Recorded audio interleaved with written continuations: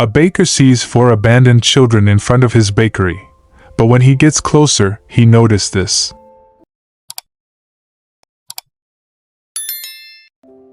Sweet Haven Bakery was located in a small town in Maine. In winter, the town was blanketed in white snow.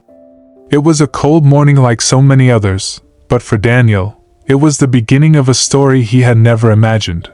Daniel, a man about 40 years old, had owned the bakery since his mother passed away. Sweet Haven was not just his workplace.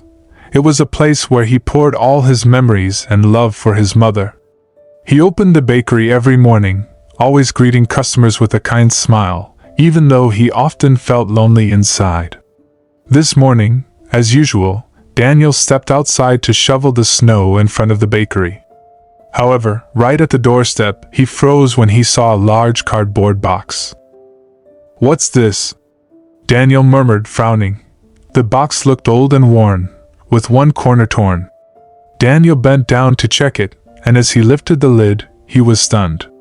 Inside were 4 children, shivering from the cold. The youngest, perhaps just over a year old, was curled up in a thin blanket. The other 3, around 2 to 5 years old, huddled close together, their eyes filled with fear. Fear stared at Daniel as though he were a threat. "Dios mío!" Daniel exclaimed, his heart pounding. "What are you doing here?" Daniel crouched down and gently extended his hand. The oldest girl, probably around 5 years old, immediately shrank back, her eyes panicked. "Don't be afraid. I won't hurt you," Daniel said in the gentlest tone he could muster. Without hesitation, he carried each child into the bakery. The warm air inside brought a faint pink flush to their pale faces. Daniel quickly fetched blankets from the back room and wrapped each child snugly. He prepared warm cups of milk and some small pastries, setting them on the table. "Are you hungry? Have a little something," Daniel said, handing the cup to the oldest girl. After a moment's hesitation, she took it but kept her eyes fixed on the window. Daniel sat down across from them, a mix of worry and anger in his heart. Who could abandon these children on such a cold morning? He looked closely at them. Each wore old, worn coats, but what caught his attention most was a small symbol on their clothing, a triangle with an unfamiliar letter inside. "What's this?" Daniel muttered, touching the symbol on one of the children's jackets. But as soon as he did, the oldest girl screamed, Don't touch it! They'll come!" Daniel jumped back, startled. Who are you talking about?" he asked. But the girl just shook her head, tears streaming down her face. Daniel took a deep breath to calm himself. He couldn't afford to panic. Instead, he decided to check outside. As he stepped out, the biting wind felt colder than ever, but there was no one around, just the white snow covering the ground and the tightly shut houses. The town seemed as peaceful as ever in the morning, but Daniel sensed an unusual unease. He went back into the bakery and called his close friend Rachel, who worked at the police department. The call rang a few times before Rachel answered. "Daniel, what's going on? Why are you calling so early? Rachel, I need you to come here right away. Something serious has happened," Daniel said, his voice betraying his tension. "What exactly is it?" Rachel asked. "4 children. I found them in a box outside the bakery this morning. They're terrified and have strange symbols on their clothes." "Symbols? What kind of symbols?" Rachel asked, her tone now serious. "I'm not sure, but I think it's connected to some kind of organization. Can you come over now? I'll be there right away," Rachel replied quickly before hanging up. Daniel exhaled deeply, but just then, the oldest girl's eyes fixed on the window again. "Mister, they're coming." Daniel turned to look out the window but saw no one. Still, a chilling feeling down his spine told him not to ignore her words. A short while later, Rachel arrived. She was a woman around 30, with short hair and sharp eyes. "Daniel, where are the kids?" she asked as soon as she walked in. "Over there." Daniel pointed to the corner of the room where the children sat huddled together. Rachel walked over, inspecting each child and the symbols on their clothes. We need to talk immediately, Daniel. I think I know what this is. Rachel closely examined the symbols on the children's clothing, her face growing serious. Daniel, do you recognize this symbol? She asked, lowering her voice so as not to frighten the children further. Daniel shook his head. It looks familiar, but I can't pinpoint it. Do you know anything? Rachel nodded slightly. This symbol. I've seen it in a report about a cross-border child trafficking ring. But I'll need to investigate further to confirm. She crouched down, looking into the frightened eyes of the oldest girl. Sweetheart, do you remember anything about where you came from? Who brought you here? The girl trembled, avoiding Rachel's gaze. After a while, she whispered, Don't know. They told us to stay quiet or else. Her voice broke, and tears streamed down her cheeks. Daniel knelt beside Rachel, placing a gentle hand on the girl's shoulder. It's okay, sweetheart. No one can hurt you here. I'll protect you. Rachel stood up and made a call to her colleagues. I'll report this case. But Daniel, if this really involves a criminal organization, they won't give up easily. You need to be extremely careful. Daniel clenched his fists, looking at the children. I can't let them go back to those people. They're innocent kids. Rachel nodded. You did the right thing by calling me. But listen, if anything unusual happens, you must report it immediately. These people are not just dangerous. They'll do anything to cover up their crimes. Daniel fell silent, the unease in his heart growing stronger. But before he could say anything more, the sound of the doorbell startled both of them. Daniel turned to see a man step inside.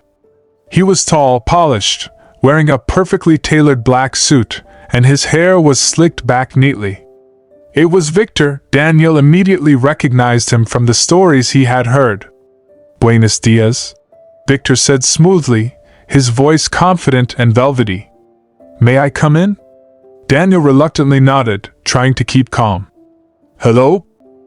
How can I help you? Victor smiled faintly and stepped inside, his gaze sweeping across the bakery slowly. I heard your bakery is quite famous in town. I'm here on business and thought I'd try your renowned pastries. Daniel made an effort to keep his voice steady. We're always happy to serve customers. What kind of pastry would you like to try? Victor didn't answer immediately. Instead, his eyes lingered on the corner of the room where the children were huddled together. Daniel quickly stepped forward, blocking his line of sight, trying to conceal their presence. Just some kids belonging to a customer. Daniel said quickly, attempting to sound casual. They're waiting for their parents to pick them up. Victor smirked, his eyes still scrutinizing the room. This town is so peaceful. I like the atmosphere here. Oh, I'll try your apple pie. I hear it's your specialty. Daniel nodded and went into the kitchen to get the pie, but his mind raced with questions. He knew Victor wasn't here just to buy pastries, and he knew the danger had only just begun. Daniel placed the apple pie on a plate and took a deep breath before stepping back into the bakery. His eyes met Rachel's for a brief second. Both of them knew Victor's presence wasn't a coincidence. Victor took a seat at one of the wooden tables near the window, his fingers drumming lightly on the surface as he watched Daniel with an amused smile. You have a cozy little place here, Victor said, accepting the plate. He picked up a fork and took a slow bite, chewing thoughtfully. Delicious. Just as I expected. Daniel forced a polite smile. I'm glad you like it. Rachel stood near the counter, arms crossed, her sharp eyes studying Victor. Are you just visiting, or are you planning to stay in town for a while? She asked, her tone casual but firm. Victor looked at her, his smile widening just slightly. That depends. Business might require me to extend my stay. He set his fork down, pushing the plate forward slightly. But tell me, Daniel, have you had any unusual visitors all day? Daniel's muscles tensed. What do you mean? Victor leaned back in his chair, his dark eyes glinting with something unreadable. Oh, nothing much. Just heard some interesting things about children wandering the streets this morning. Cold day for that, don't you think? Rachel immediately took a step forward. And why would that concern you? Victor chuckled softly, shaking his head. Just making conversation, officer. After all, small towns like these thrive on rumors, don't they? Daniel clenched his fists under the counter. He could feel the children's eyes on him from the corner of the room. The oldest girl, still huddled with her siblings, was shaking. I don't deal in rumors, Daniel said evenly.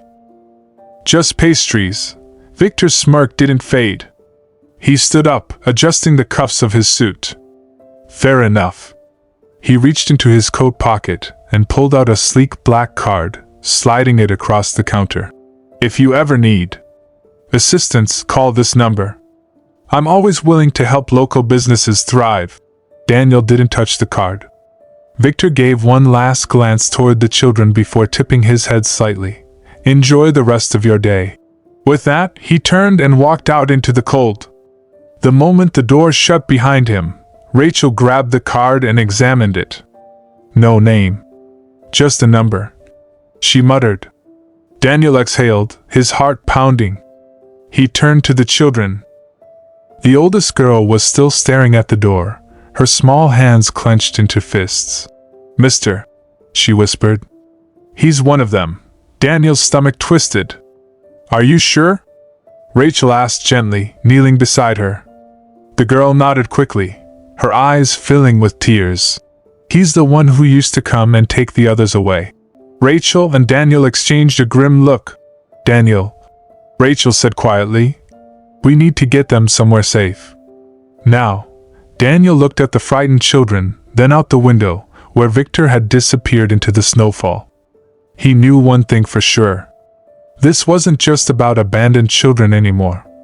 This was a war, and it had just begun. Daniel's mind raced as he tried to think of the safest place for the children. He couldn't leave them here. Victor had seen them, and if what the girl said was true, the man wouldn't stop until he got them back. Rachel stood up, already dialing a number on her phone. Chief, it's me. I have a situation, possible child trafficking case. I need a secure location for 4 minors immediately. Daniel listened as she gave quick details, but his attention was drawn to the children. The oldest girl was still shaking, staring at the door as if Victor might walk back in any second. What's your name, sweetheart? He asked gently. The girl hesitated before answering in a whisper. Elena. Daniel nodded. And your siblings? She swallowed hard. Mateo, Sophia, and Lucas. Rachel finished her call and turned back to Daniel. The chief says we can bring them to a safe house in town, but we need to be careful. If this organization is involved, we can't risk leading them there. Daniel nodded. We need to move now, before Victor comes back with others. Rachel bent down to the children. Listen to me, okay? We're going somewhere safe, but you have to stay close and quiet. Can you do that? Elena nodded quickly, hugging her siblings tighter. Daniel grabbed his coat and turned off the bakery lights. They needed to make this look like an ordinary closing, no rush. No panic. The last thing they needed was to draw attention. Rachel led the way to her car, and Daniel carried Lucas, the youngest, wrapping him in his coat to shield him from the cold. Elena held Mateo and Sophia's hands tightly as they moved through the quiet street. But as they reached Rachel's car, Daniel noticed something that made his blood run cold. A black SUV was parked across the street. Its tinted windows made it impossible to see inside, but Daniel knew it wasn't there earlier. Rachel, he murmured. She followed his gaze and cursed under her breath. They're watching. Daniel's grip on Lucas tightened. What do we do? Rachel scanned the area quickly. We can't take my car. If they follow us, they'll find the safe house. We need another way. Daniel thought fast. There was an old alley behind the bakery that led to the main road. If they could get there unseen, they might be able to reach his friend, an old fisherman named Tomas, who owned a boatyard by the lake. Follow me, Daniel said. Rachel hesitated but nodded. They turned away from the car and started walking casually down the street, pretending not to notice the SUV. But as they moved, Daniel heard the unmistakable sound of an engine starting. The SUV was following them. "Move faster," Rachel whispered. Daniel held Lucas closer, his heart pounding. They needed to disappear. Now, the alley was just a few feet away. They broke into a run. The SUV's tires screeched as the driver realized what was happening. A door slammed open. And then, "Get them!" a voice shouted behind them. Daniel didn't look back. He just ran. The chase had begun. Daniel's heart pounded as he sprinted through the narrow alley, Lucas clinging tightly to him. The cold air burned his lungs, and the sound of heavy boots echoed behind them. Rachel stayed close, her hand gripping her gun holster, ready to draw if necessary. Elena ran with her siblings, her small legs somehow keeping pace despite her fear. "Keep going," Daniel urged, his voice hoarse. The alley twisted and turned, its walls narrowing, making it harder for anyone larger to move quickly. Rachel glanced back and cursed under her breath. Two men in black suits were chasing them, their footsteps growing louder. "Daniel, head toward the boathouse." "I'll slow them down," Rachel shouted, drawing her weapon. "Are you sure?" he yelled back. Rachel nodded. "Just go. Protect the kids." Reluctantly, Daniel pushed forward, leading the children down the alley. Behind him, Rachel stopped and aimed her gun at the oncoming men. "Stop right there," she commanded, her voice cutting through the cold air. The men hesitated for a moment, but then advanced again. Rachel fired a warning shot into the ground. "Next one won't miss." The men stopped, their faces hard. One of them smirked. "You don't know who you're dealing with, officer. Walk away, and no one gets hurt." Rachel narrowed her eyes. "You're in my town, and I'm not walking away." The men exchanged a glance, then backed off slightly, raising their hands in mock surrender. "Have it your way," one of them said, his voice calm but menacing. "This isn't over." Rachel kept her gun trained on them as they retreated to the SUV. Once they were out of sight, she turned and ran to catch up with Daniel. Daniel burst out of the alley and onto the main road. The boathouse was just ahead, its wooden structure partially covered in snow. "Tomas!" he called out as he approached. A grizzled man in his 60s emerged from one of the boats, wiping his hands on a rag. His face lit up in surprise. "Daniel? What are you doing here? And who are these kids?" "No time to explain," Daniel said quickly. "We need your help. Someone's after us." Tomas's expression turned serious. He nodded and motioned for them to follow him inside. The boathouse smelled of wood and salt, the air warmer than outside. Tomas closed the door behind them and bolted it. "You're safe for now," he said.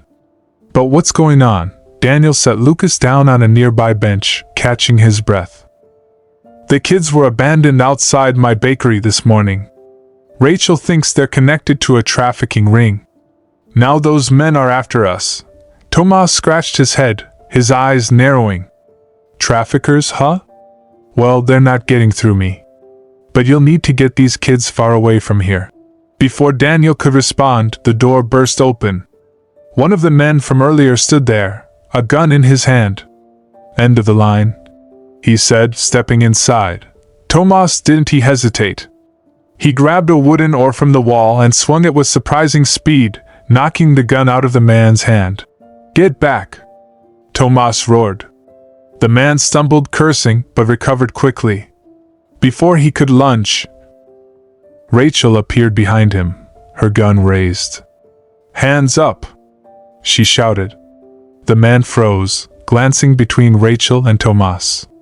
"This isn't worth it," he muttered, backing away. "We'll be back." He disappeared into the night, slamming the door behind him. Rachel locked it again, her breathing heavy. "They won't stop," she said, turning to Daniel. "We need to move before more of them show up." Tomas nodded.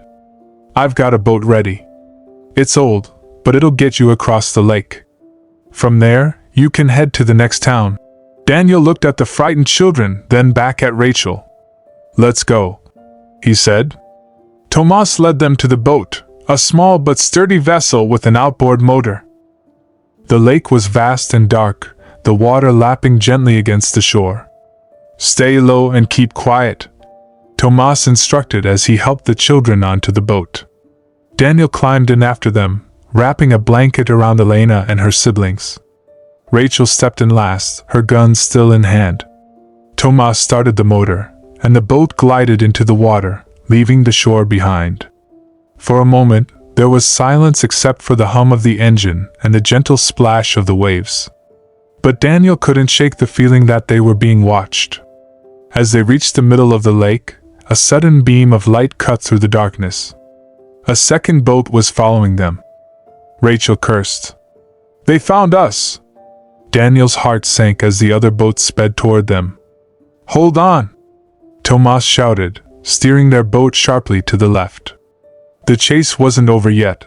The second boat sped toward them, its powerful engine roaring against the quiet lake. Daniel's stomach twisted as he saw two figures aboard, one steering, the other holding something ominous in his hands. A gun. Rachel saw it too. "Get down!" she shouted, pushing the children to the floor of the boat. A gunshot rang out, splintering the wooden railing near Daniel's shoulder. "Tomas, faster!" Daniel yelled. "I'm going as fast as this old thing will go." Tomas grunted, gripping the wheel. Rachel returned fire, her shot hitting the water just beside the enemy boat. It swerved slightly, but the gunman didn't stop. He aimed again, but just as he pulled the trigger, bang! Tomas made a sharp turn, and the bullet missed by inches, slicing through the air before disappearing into the night. Rachel took another shot, this time hitting the side of their pursuer's boat. The man cursed but remained standing. "They won't stop!" Daniel shouted over the roar of the engines. Elena was clutching her siblings tightly, their terrified eyes wide as they huddled near the boat's center. "We need to lose them!" Rachel called out. Tomas gritted his teeth. "There's an island ahead. If we can reach it, we might be able to hide." Daniel turned and saw it, a rocky island jutting out of the water, surrounded by trees. It wasn't far, but the enemy boat was gaining on them. "They're too fast," Daniel shouted. Rachel grabbed a rope from the floor of the boat. "We'll have to slow them down." She turned to Daniel. "Help me." Daniel quickly understood. He grabbed the other end of the rope as Rachel tied a heavy metal hook to it. "On my signal," she yelled. The enemy boat was now just a few feet behind them. "Now." Rachel and Daniel swung the rope out toward the other boat. The hook caught onto the enemy boat's railing. Crack! The sudden resistance yanked the enemy boat sideways. It spun wildly, throwing the gunman off balance. Rachel didn't hesitate. She fired again. The shot hit the enemy boat's engine. Boom! Sparks flew as the engine sputtered and died. The enemy boat veered off course, spinning uncontrollably before crashing into a cluster of jagged rocks. Daniel let out a breath of relief. That worked, but Rachel wasn't smiling. "They might not be dead, Daniel. We need to keep moving." Tomas pushed the throttle forward, guiding their boat toward the island. The children remained silent, still shaken from the gunfire. Daniel wrapped an arm around Elena. "We're safe for now," he whispered. "We'll protect you." The boat reached the shore of the island. Tomas killed the engine, and they quickly helped the children onto land. Rachel scanned the lake behind them. The enemy boat was barely visible in the distance, wrecked against the rocks. There was no movement. "They won't stop," she muttered. "Not until they get what they want." Daniel tightened his jaw. "Then we make sure they never get another chance." The fight wasn't over. It was just beginning.